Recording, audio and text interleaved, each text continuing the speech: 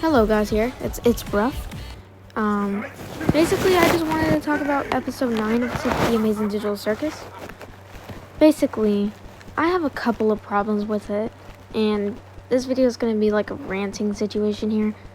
So, yeah, watch some playthrough in the background and sit back. So, I think I want to talk about the negatives before we get into the positives here. So one of my first negatives is, why did they really spend 37 minutes with Jax? I'm pretty sure it was 37 minutes. And I'm not really a Jax fan. I mean, I'm pretty sure you guys probably enjoyed it. I didn't really enjoy the parts with Jax. I didn't really care when Jax distracted, nothing. But, I thought the Ribbit part was actually pretty good. The Ribbit backstory was actually really, really nice. And the animation and voice acting for Michael Kovac was really good.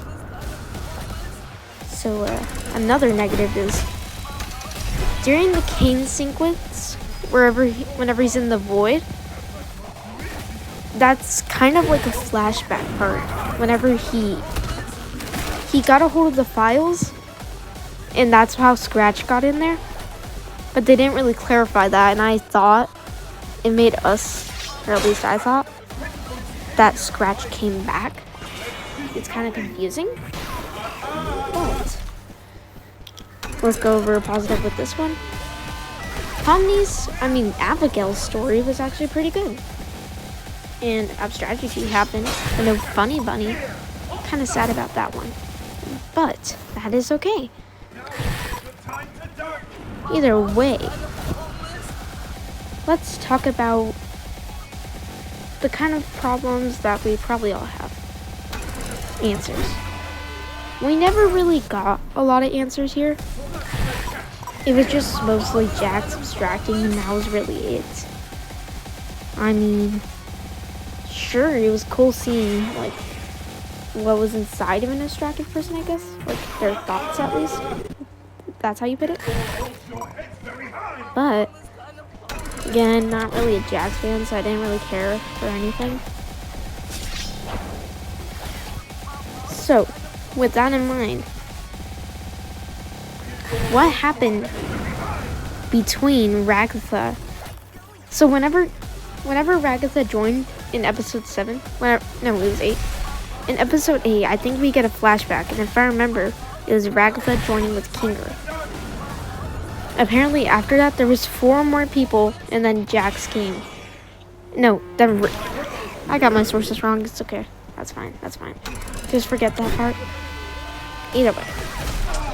So, the one part I don't really get is, why did Ribbit push Jax away? I mean, why did Jax push Ribbit away? Sorry guys, I am messing up for my first video. Either way, just why? Like, you're in the circus, no one's gonna make fun of you. Ribbit was your best friend. Like, or maybe more than that actually. You sold. Did you know how much, like, Ribbit cared for you, Jax? And why didn't just Ribbit just leave Jax alone? Like, just take him out of the friend group trio, out of Cosmo and Ribbit and him. Why didn't they just take him out and shoot him abstract? Another thing. Why did Kane really hide their names in the first place? It didn't really make sense. Why would he want to keep that crucial detail away?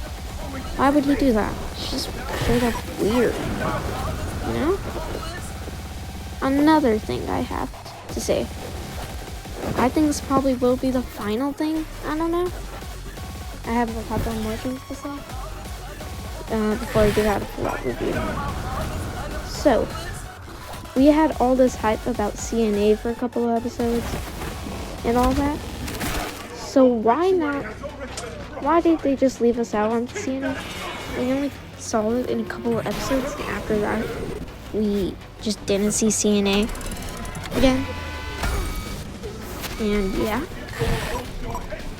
And if so, whenever Remember earlier whenever I said Kinger was like alone in the circus for at least a year? And I didn't say that part. Kinger was alone in the circus for at least a year. And during that time, he was completely sane. But whenever Pomni joins, he's unstable. It's just weird. Because when Jax joined, he was sane. But wouldn't they just notice by the time they got there? Like, wouldn't they say, oh my goodness, Kinger, why are you acting crazy all of a sudden? No, they didn't really do that, did they? Second, another thought. Why did they wait till episode 5 to share their feelings and their backstories and all that? The circus is not all that big and all that. So, during the entire time when they were chit-chatting, like, you would always see them on the couch. Even in episode 9, they were always on the couch chit-chatting in that lounge area. How come they only talked about themselves until episode 5? It's kind of weird, isn't it? I think just one more thing before my review, or a couple more things, I don't know. I'm just popping them up while I'm thinking. Either way, why did King come back? I thought we deleted him. But there is one line in the show where it says they tried to delete me, so I think they probably failed in the process. But wouldn't Bubble just come back too? And plus, what happened to the blue AI? We never really learned about it. We only saw it in episode 8, I believe, if I remember. And that was really it. We never really learned what really made the blue AI. We never learned why Kane made the circus in the first place. And we'll never know what's in the cool carnival. Not cool carnival, that's Forsaken, sorry. In the carnival, and then, yeah. And I think that's later to more reveal merch drops. One final issue. One teeny tiny issue. Why did they bring up in episode 2, basically the only thing that was keeping this episode stable? Why did Kane say why could he get confused between NPC and AI if he is not choosing their names? Like, wouldn't he still get confused either way? I mean, this too. Why would Kane hide everything? Maybe it was just the blue AI taking this influence on him. Because we do see him get, like, more jolly near end. Another thought. Why did they really decide to bring up that lunch lounge in Jax's mind? Like, wherever he was distracted that scene?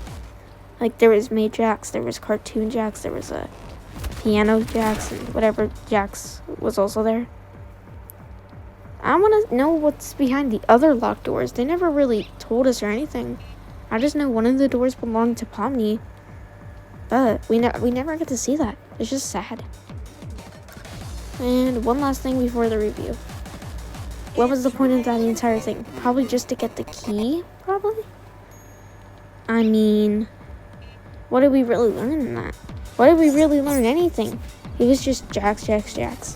Oh no, I'm abstracting Pomni.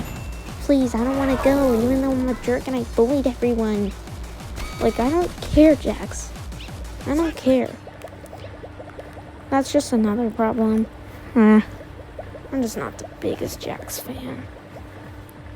Either way, time for a full-out done review. Okay. So the animation was the best it has ever been. It was so cool. It was everything. But honestly, I have to give it a 4 out of 10. I'm just not really again, Jax fan. So, I really hope I can make another long form one day. I'm Mine's running out of space. Hello? Oh, okay. I just ran out of space for the recording, so I have to hurry up. I slowed down this video. Either way, I'm gonna give this a 4 out of 10. The animation was good. The voice acting was good. Everything was good, like, content-wise. But they never really found a way to keep me hooked up to the show. I never had anything emotional for anything. I don't know if it's just me, but I don't know. I just don't like King coming back. I don't like that it was just Jax that abstracted. I mean, I'm not the owner of the show, so I can't really take control of that. But it's just not what I really wanted. Either way, it's a 4 out of 10. Put down your thoughts in the comments, please. And don't forget to like and subscribe.